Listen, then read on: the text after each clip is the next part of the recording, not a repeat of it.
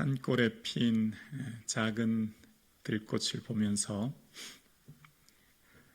한의사는 그의 눈에 약초로, 또 요리사는 그의 눈에 식재료로, 화가는 그의 눈에 그림으로, 시인은 그의 눈에 식구로 보이고, 성도는 하나님의 손길을 봅니다.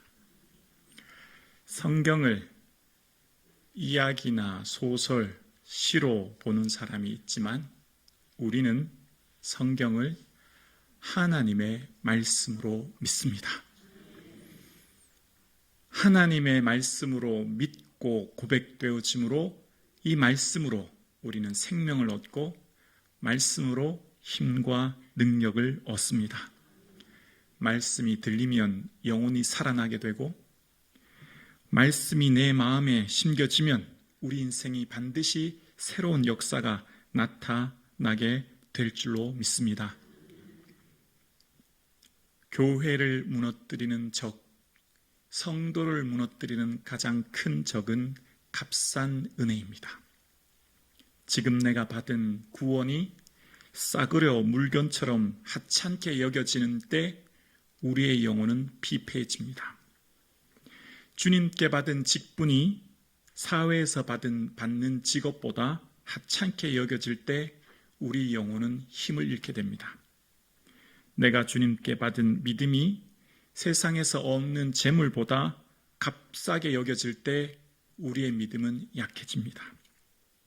우리에게 주신 구원이 얼마나 소중하고 가치 있게 여겨지냐에 따라 나의 믿음이, 나의 영혼이 소생하고 새 힘을 얻기도 하고 내 영혼이 힘을 잃기도 하는 것이죠.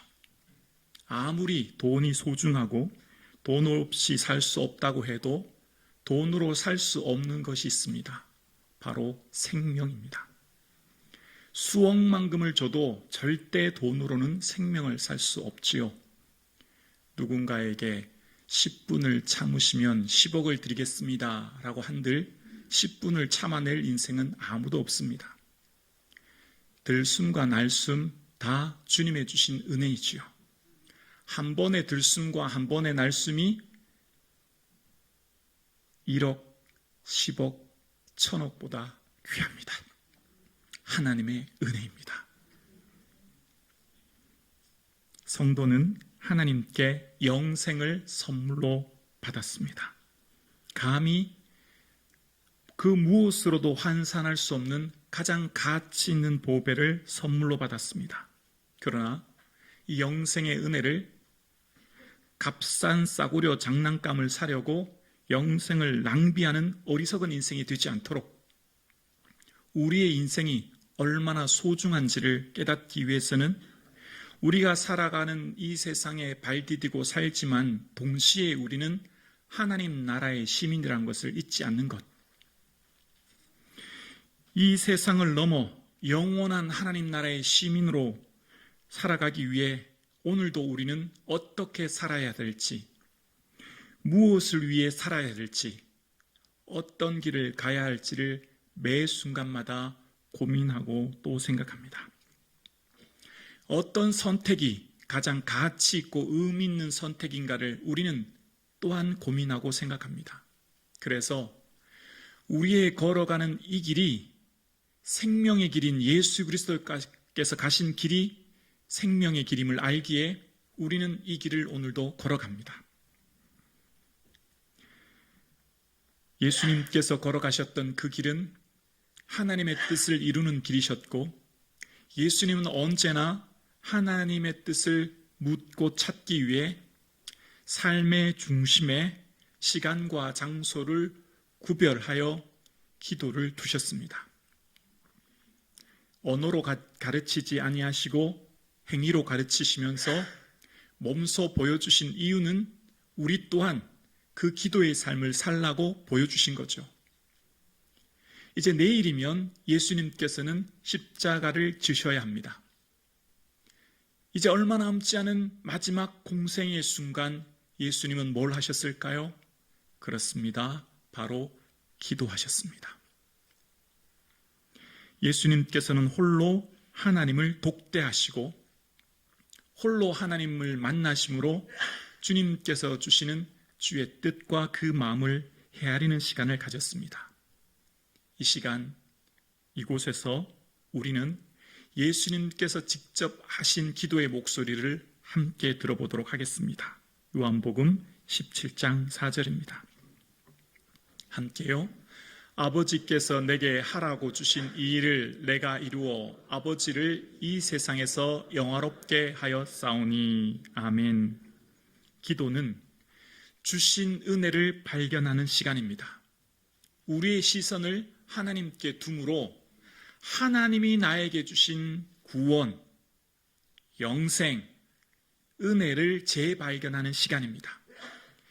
세상으로 두었던 우리의 시선, 바쁘게 살아가던 우리의 시선을, 그래서 기쁨을 잃어버렸던 우리의 마음에 다시금 하나님과 온전히 독대함으로 하나님께 우리의 시선을 둠으로 주님이 나에게 뭘 주셨는지를 새롭게 발견하는 시간이 기도 시간입니다. 내게 주신 것 바라보는 시간.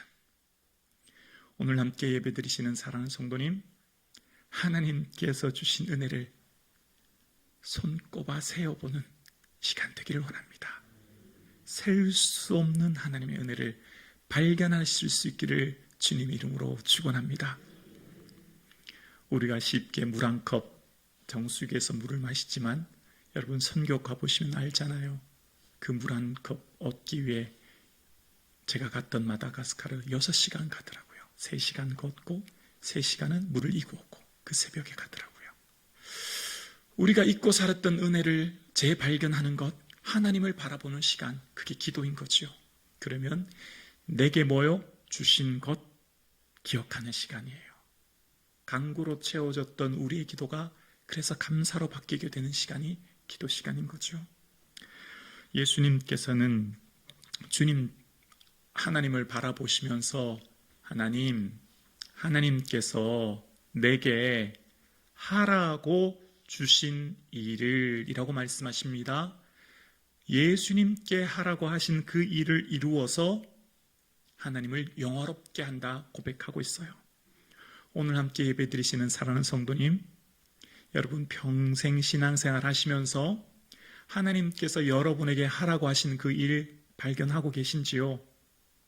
하나님이 아무개 권사야, 아무개 집사야, 너 내가 하라고 하는 그 일 지금 잘 하고 있니? 물으신다면 네 주님께서 제게 하라고 하신 그 일 제가 지금 열심히 매진하고 있어요 라고 고백하실 수 있나요?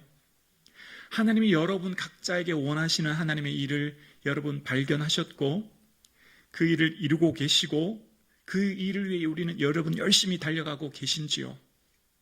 기도는 하나님이 나에게 하라고 주신 일을 발견하는 시간이고요. 그래서 그 하나님이 하라고 하신 그 일을 바라보면서 우리의 삶을 살아내도록 주의 은혜를 구하는 시간입니다. 여러분, 하나님께서 우리에게 하나님의 일을 하게 하실 때 예수님께서 하나님께 주님 제게 하라고 하신 일을 내가 어떻게 해요? 오늘 본문에 보면 이루어라고 하는 표현이 나오지요. 하나님께서 하신 그 일을 내가 이룬다고 말씀하고 계시거든요. 네, 예수님께서 예수님의 그 어떤 공생의 사역을 하실 때 가장 크게 고려하신 일, 그러니까 하나님께서 내게 주신 그 일을 내가 이루려고 할 때 예수님이 고려하신 최고의 우선순위의 대상은 여러분 뭔지 아세요? 우리는 하나님이 일을 할 때 내게 도와줄 사람이 있는지, 재정은 넉넉한지, 환경은 되는지, 어떤 여건은 되는지 이런 거 생각하잖아요. 우리가 어떤 일을 하면 반드시 필요한 재정, 필요한 사람, 필요한 환경을 먼저 고려하지 않습니까? 그런데 예수님께서는 하나님께서 내게 하라고 하신 그 일을 고백할 때 가장 최우선순위에 고려할 대상은 바로 하나님의 때였습니다. 하나님의 때. 하나님께서 내게 주신 그 때를 바라보고 그 일을 이루었다는 거예요. 그러니까 하나님 오늘 본문 17장 1절 여러분 성경 앞절에 보면 아버지여 때가 이르러 싸우니 이렇게 기도합니다. 예수님께서는 요한복음을 보시면 언제나 예수님의 사역 중간중간에 어떤 표현이 나오냐면 내 때가 아직 이르지 아니했습니다. 이런 표현이 나와요. 가나 혼인잔치에서도 그랬고요. 예수님을 잡으려고 헌금 앞에 섰을 때도 그때가 이르지 아니했다 이런 표현이 나와요. 계속해서 그때가 이르지 않았다는 거예요. 무슨 말이죠? 예수님은 기다리고 계셨다는 거예요. 하나님의 뜻을 이루는 사람은 기다리는 사람입니다. 무슨 때를 기다리죠? 하나님이 하라고 하시는 그 때까지 인내하며 기다리며 살아가는 겁니다. 그래서 오늘 본문에 보면 아버지여 때가 이르렀사오니 라고 하는 표현은 오늘 처음 등장해요. 드디어 하나님의 그 타이밍, 하나님의 그 때가 되었다는 겁니다. 저는 하나님의 때를 기회라고 제 자신이 이렇게 해석해 봅니다. 하나님이 우리에게 주신 기회. 여러분은 여러분의 삶에 하나님이 주신 기회를 여러분이 살고 있어요. 시간의 다른 말은 뭐죠? 생명 아닙니까? 생명의 다른 말이 시간이지 않습니까? 예수님께서는 저와 여러분에게 시간을 선물로 주신 거예요. 바꿔 말하면 생명을 선물로 주셨고 또 다른 의미로 기회를 선물로 주셨습니다. 무슨 기회죠? 아버지께서 하라고 하신 그 일을 이루는 기회를 저와 여러분은 지금 살고 있는 거예요. 그래서 저와 여러분이 살고 있는 이 시간, 이 삶에 하나님께서 내게 하라고 하신 그 일을 발견하는 시간이 바로 이 예배의 시간 되기를 주님의 이름으로 축원합니다. 오늘 함께 예배드리는 저와 여러분 성북중앙 공동체, 예수님을 주로 고백하는 우리 모든 성도님들에게 넓은 의미로 하나님께서 우리에게 하라고 하신 일이 있습니다. 그것이 바로 요한복음 6장 29절에 나와 있는데요. 우리 함께 고백하실까요? 시작. 예수께서 대답하여 이르시되 하나님께서 보내신 이를 믿는 것이 하나님의 일이니라 하시니. 아멘. 하나님께서 우리에게 원하시는 일은 바로 예수님 믿는 겁니다. 우리를 사랑하신 예수 그리스도께서 주신 그 독생자 외아들을 믿고 내가 예수님을 나의 주로 고백하며 예수님으로부터 영생을 얻는 것이 하나님의 일이에요. 놀라운 은혜이지 않습니까? 하나님의 일은 다 나를 위한 겁니다. 하나님의 일은 여기 계신 성도님들을 위한 거예요. 그 하나님의 일을 하는 것은 바로 내게 영생의 은혜를 주시는 것, 그게 하나님의 일인 거예요. 은혜이지 않습니까? 우리가 하나님의 일을 하는 것, 바로 나를 위해 주신 하나님의 은혜라고 하는 것을 말씀하고 계신 겁니다. 그래서 나 보내신 이를 믿는 자는 영생을 얻었고 심판에 이르지 아니하나니 사망에서 생명으로 옮겼느니라. 오늘 우리 모두는 예수님을 나의 주로 고백하며 예수님을 우리의 주로 믿는 우리 모두에게 영생의 은혜를 이미 우리는 이곳에서 누리고 있는 줄로 믿습니다. 그래서 우리의 삶 가운데 주신 이 은혜를 누리는 우리 모두에게는 하나님께서 각자에게 맡겨주신 고유한 특성의 하나님의 일이 있어요. 마치 예수님께서 다 이루었다 말씀하시면서 하나님의 일을 완성하셨던 것처럼 아직 많은 병자가 있고 아직 많은 굶주린 자가 있고 아직 귀신 들린 많은 사람들이 있고 아직 수많은 사람들이 그 땅에 남아 있었지만 예수님께서는 다 이루었다 말씀하신 이유는 하나님이 주신 그 일을 이루었다 하신 것은 바로 십자가를 지신 것이었기 때문입니다. 예수님께서 주신 하나님이 하라고 하신 일은 바로 십자가 지는 일이었기 때문이었죠. 그래서 예수님은 예수님의 죽음을 억울해하거나 예수님을 배반하여 갔던 제자들을 원망하거나 예수님을 죽이는 로마 병정을 향해 분노하며 복수하려고 하지 않았어요. 왜냐하면 이 모든 것이 다 하나님의 뜻을 이루고 있음을 예수님은 보셨기 때문이에요. 우리의 삶의 자유함은 어디서부터 올까요? 나의 삶을 통해 하나님의 뜻이 지금 나의 삶 가운데 이루어지고 있음을 믿는 성도로부터 나오는 것이죠. 내 삶 가운데 하나님께서 계획하시고 원하시는 뜻이 지금 이루어지고 있는 겁니다. 자, 이제 하나님의 뜻이 디테일하게, 그러니까 구체적으로 어떻게 제자들에게 드러났는지를 생각해 보려고 하는데요. 예수님을 주로 고백한 사람들, 그래서 영생 얻은 사람들은 이미 하나님의 일을 시작되었고요. 좁은 의미로 하나님의 일이 각자에게 다르게 나타나고 있음을 봅니다. 하나님께서는 세례 요한에게 주의 길을 곧게 하라고 광야에서 외치는 자의 소리라라고 이야기하시면서 요한복음 1장을 시작하는데요. 세례 요한에게는 예수님의 오시는 길을 예비하는 소리가 되도록 맡겨주신 일을 이루었다는 겁니다. 주의 일을 오심을 예비하는 사람. 그래서 세례 요한은 소리라고 고백해요. 문자는 형체가 있지만 소리는 형체가 없습니다. 소리는 공기를 진동시키고 잠시 후 사라집니다. 세례 요한은 자기 자신이 하나님의 오심을 예비하는 소리라고 얘기해요.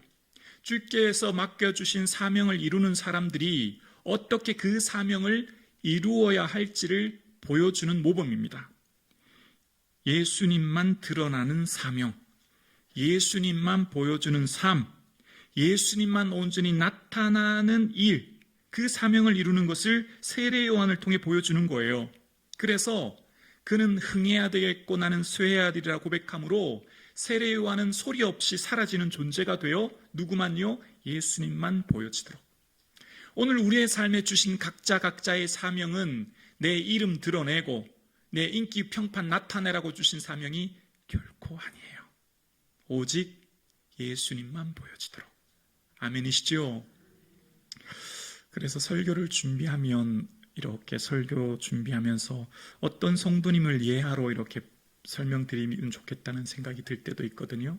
네, 그렇게 어떤 성도님을 예하로 세우지 않습니다.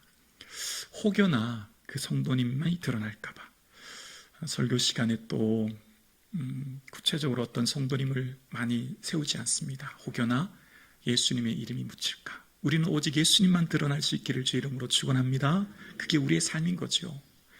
우리가 이 땅에서 너무 인정받고 영광받으면 하나님 나라에서 상급이 없는 거죠. 그래서 이름도 없이 빛도 없이 일하고 섬기는 것이 은혜인 줄로 믿습니다. 세례 요한의 삶은 소리의 삶을 살았던 겁니다. 그리고 또 주님께서 맡겨주신 사명이요, 내가 도저히 감당할 수 없는 사명을 맡기실 때도 있어요. 도저히 나는 이거 못할 것 같아요. 그런 사명을 맡길 때도 있는데요. 여러분, 베드로에게는 베드로가 어떠한 죽음으로 하나님께 영광 돌릴 것을 가르치시밀라 하시면서, 베드로야, 너 늙어서 남들이 내 팔을 벌리고 남이 내게 띠띠울 거야 라고 얘기하셨잖아요. 그 순교를 얘기하는 겁니다. 여러분, 순교가 얼마나 어려운 일입니까? 목숨을 내놓는, 주를 위해 내 삶을 드리는 것, 정말 얼마나 어려운 일입니까? 그러나 베드로에게 정말 감당할 수 없는 그 사명을 베드로는 감당했던 것을 봅니다. 우리가 어쩌면 주의 길을 간다고 하는 것, 주님께서 맡겨주신 그 일이 하나님 저 못하겠어요, 저 도저히 안 될 것 같아요 라고 하는 정말 감당하기 어려운 사명을 내게 맡기실 때도 있다는 것을 봅니다. 그런데 베드로의 삶에 정말 베드로가 주님을 부인하고 거부했던 그를 성령님이 임재와 함께 그 일을 걸어갔듯이 우리의 사명은 결코 내가 이루는 것이 아니라 오직 주의 은혜로 성령님의 인도하심으로 이룬다는 것을 깨닫게 됩니다. 또한 우리가 고요하게 각자에게 맡겨주신 사명이 나는 너무나 작고 보잘것없는 정말 소박한 사명을 맡기실 때도 있습니다. 예수님께서 십자가에 못 박히실 때 사랑하는 자인 요한에게 말씀하실 때 보라 내 어머니라 말씀하십니다. 무슨 말이죠? 예수님께서 이제 십자가에 죽으시니 육신의 어머니 마리아를 요한에게 부탁하는 거예요. 그래서 그때부터 그 제자가 자기 집에 모시니라 라는 표현이 나옵니다. 바로 요한이 평생 예수님을, 어머니 마리아를 모시며 살았다는 겁니다. 어쩌면 요한도 다른 사도들처럼 순교하고 싶었을지 몰라요. 어쩌면 요한은 자신에게 맡겨주신 사명이 좀 작고 보잘것없고 어쩌면 좀 소박하게 보일 수도 있었지만, 그러나 그것 또한 요한이 예수님께서 맡겨주신 것이기에 그 일을 이루었던 것을 봅니다. 여러분, 우리 각자에게는 고유한 주님께서 맡겨주신 하나님의 일이 있지요. 근데 그것은 비교할 수 없는 것입니다. 타인과 절대 비교할 수 없는 그만의 독특한 고유한 사명이기 때문에 그 일을 맡겨주신 거예요. 자, 이제 넓은 의미로 하나님의 일과 좁은 의미의 하나님의 일을 살펴보았는데요. 2부 예배 드리시는 여러분, 우리 성도님, 하나님께서 여러분에게 하라고 하신 일은 뭐예요? 여러분 고민해 보셨어요? 찾아보셨어요? 지금까지 오랜 시간 신앙생활 하시면서 내게 하나님께서 하라고 하신 일을 여러분 발견하셨는지요? 나만이 할 수 있는, 나에게만 맡겨주신 하나님의 일을 여러분 발견하셨는지요?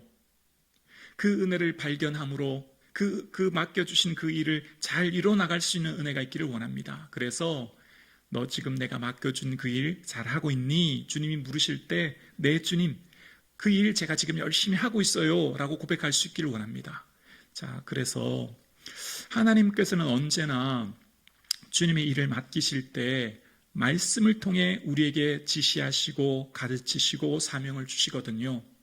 하나님은 언제나 성경 말씀을 통해 우리의 구체적이고 우리가 삶의 하나님의 일을 순종할 수 있도록 이야기하시는데요.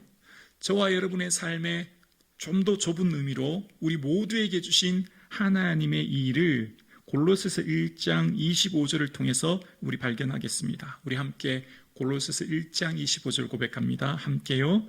내가 교회의 일꾼이 된 것은 하나님이 너희를 위하여 내게 주신 직분을 따라 하나님의 말씀을 이루려 함이니라. 아멘. 하나님께서 저와 여러분에게 주신 가장 명확하고 확실하고 분명한 일은 여러분에게 주신 그 직분입니다.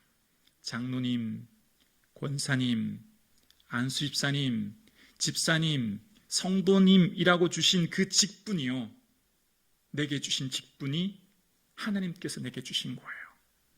사도 바울은 그가 다메섹에서 예수님을 만난 이후에 내가 사도로 부름받았다고 하는 그것은 주님이 내게 주신 직분이라는 것을 고백하고 있어요. 왜죠? 하나님의 말씀을 이루기 위함인 거예요. 그래서 은혜의 선물을 따라 내가 일꾼이 되었다고, 내게 주신 하나님의 은혜의 선물을 따라 내가 일꾼이 되었다고 바울은 늘 고백해요. 여러분에게 하나님이 주신 일은 직분입니다. 하나님께서 기름 부으시고 세우시고 그 일을 하게 하신 거예요. 왜죠? 왜 우리를 교사와 목사와 사도와 선지자로 세우셨죠? 그리스도의 몸을 세우기 위함입니다. 피로 값주신 주의 몸된 주의 성전을 견고히 세워가기 위함이에요. 바꿔 말하면 여러분이 교회예요. 여러분이 교회예요. 여러분을 세우기 위해 그 직분 주신 거예요. 아멘이십니까? 여러분을 견고히 하게 하기 위해 그 일을 주시고 그 직분 주셔서 그 일을 감당하게 하신 겁니다. 바꿔 말하면 직분은 결국 나를 위한 거예요. 나에게 주신 은혜를 통해 내가 견고히 서가도록, 믿음 안에 서가도록, 하나님의 은혜 안에 감격하며 살아가도록 그 은혜를 주신 줄로 믿습니다. 그래서 우리의 삶의 이 직분은 결국 나를 위한 것이요, 나의 삶을 견고히 세우기 위한 하나님의 은혜라고 하는 것을 깨닫게 돼요. 여러분, 우리의 삶이 힘들고 지친 이유는 이 직분이 소중하게 여겨지지 않고 짐으로 여겨지기 때문입니다. 이것이 마치 내 일이 아니라 주의 일인 하나님의 일인 것처럼 이분법적으로 생각하기 때문이지요. 오늘 저와 여러분에게 주신 이 은혜가 소중하게 여겨질 수 있기를 주의 이름으로 축원합니다. 그리고요, 하나님께서 우리에게 주신 그 직분이요, 소홀히 여기면, 바꿔 말하면 그 일을 내가 감사히 여기고 충성되이 여겨 그 일을 최선을 다해 이루지 않으면 이것을 다른 것과 바꿔서, 그러니까 가룟 유다처럼 돈이나 자기 생각 때문에 예수님을 버리면 어떻게 되냐면 그의 직분을 타인이 취하게 하소서 하였더니 봉사와 사도의 직무를 대신할 자를 제비 뽑아 마띠아를 얻으니라는 표현, 이런 표현이 나옵니다. 그러니까 사도 가룟 유다에게 주신 그 직분을 타인이 취하게 했고 대신하여 마띠아를 통해 그 일을 하게 하신 거예요. 하나님께서 저와 여러분에게 주신 고유한 그 직분과 그 사명과 하나님의 일은 귀히 여기고 감사히 여기고 기뻐할 때 나를 세워주시고 내게 은혜 주신 것이 되지만, 내가 그것을 하찮게 여기거나 내가 그걸 버리거나 내가 그걸 내려놓으면 하나님의 일이 멈춰지는 게 아니라 그 일이 대신 다른 사람을 통해 그 일이 이루어집니다. 가룟 유다 대신 맏디아를 통해 사도의 일이 감당되는 거죠. 그래서 우리의 삶에 하나님께서 내게 주신 이 일을 내가 하지 않으면 하나님의 일이 멈춰지는 것이 아니라 오히려 내 은혜가 사라지는 것을 발견하는 거예요. 오늘 우리의 삶 가운데 주의 주신 이 은혜를 감사히 여김으로 내 삶이 새롭게 세워지는 은혜를 매 순간마다 누릴 수 있기를 주의 이름으로 축원합니다. 여러분, 성경은 세상의 관점과 눈으로 나와 세상을 보는 것을 넘어서 성경은 하나님의 관점으로, 하나님의 시야로 나와 세상을 보게 합니다. 그래서 하나님의 시선과 시야로 이 세상과 나를 보기 때문에 우리의 삶의 가치가 변화되는 거죠. 그래서 우리의 시간, 우리의 물질, 우리의 삶의 우선순위가 바뀌는 거예요. 여러분, 성경에서 가장 큰 자가 누구예요? 세례 요한이에요. 여자가 낳은 자 중에 가장 큰 자예요. 주 앞에서 큰 자라고 표현합니다. 주 앞이라는 원어의 뜻은 주의 눈, 주의 시야라는 표현이에요. 주님께서는 세례 요한이 세상에서 가장 큰 자라고 말씀하세요. 근데 여러분, 객관적으로 보세요. 세례 요한이 정말 세상적인 관점으로 얼마나 연약하고 부족하고 정말 세상적으로 볼 땐 마이너의 삶을 살았습니까? 세례 요한 빈들에 있었지 않습니까? 결혼도 취하지 않고 메뚜기와 석청을 먹는 그의 삶 가운데 그의 인생은요, 정말 세상적인 관점으로 볼 때 전혀 큰 자가 되지 않았습니다. 그러나 주님은 황제보다, 총독보다, 대제사장보다 요한이 큰 자라고 말씀하세요. 어떻게 큰 자가 될 수 있을까요? 하나님의 시야의 큰 자, 어떻게 하면 우리가 하나님 보시기에 큰 자가 될 수 있을까요? 하나님의 앞에서 큰 자가 되는 중요한 한 가지는 바로 하나님의 말씀이 임할 때입니다. 누가복음 3장 2절에 보면 안나스와 가야바가 대제사장으로 있을 때에 하나님의 말씀이 빈들에서 사가랴의 아들 요한에게 임한지라. 아멘. 하나님의 말씀이 대제사장, 예루살렘 성전에 있는 대제사장 안나스에게 임한 게 아니고요, 처음 오는 일 있는 광야 빈들에 있는 세례 요한에게 임했어요. 그것이 그가 큰 자가 되는 은혜인 것이죠. 누가복음 3장의 시작, 1절의 시작이 디베레오 황제가 통치한 지 15해로 시작하면서 디베레오 황제, 빌라도 총독, 헤롯과 빌립 같은 분봉왕들을 소개하고 있어요. 여러분, 세상적으로 큰 자는 분명히 황제입니다. 총독입니다. 대제사장이 큰 자입니다. 그러나 하나님은 아니래요. 하나님은 빈들에 있는 세례 요한이 큰 자라고 하시면서 큰 자가 될 수 있는 것은 바로 주의 말씀이 그에게 임했기 때문이란 겁니다. 오늘 하나님의 말씀이 우리 모두에게 충만히 임하여 그 말씀이 나의 말씀으로 아멘 되어져서 말씀을 붙듦으로 그 말씀이 나의 삶을 세우고 살리고 은혜가 되는 은혜가 있기를 주의 이름으로 축원합니다. 말씀이 임할 때 하나님 앞에 큰 자가 되고 그의 삶을 통해 하나님이 이끄셔서 하나님의 사명을 이루는 삶을 살았던 겁니다. 오늘 예배 드리시는 저와 여러분, 우리의 삶이 새로워지는 것, 말씀이 임하는 것입니다. 말씀이 내 마음에 심겨지는 것이죠. 그리고 그 말씀을 붙들 때 그 말씀을 통해 세임을 얻고 위로를 얻고 능력을 얻게 될 줄로 믿습니다. 오늘 저와 여러분의 삶에 하나님 말씀이 임함으로 그 말씀이 나를 큰 자가 되게 하여 주의 뜻을 이 땅에 이루는 저와 여러분의 삶 되기를 주님의 이름으로 축원합니다.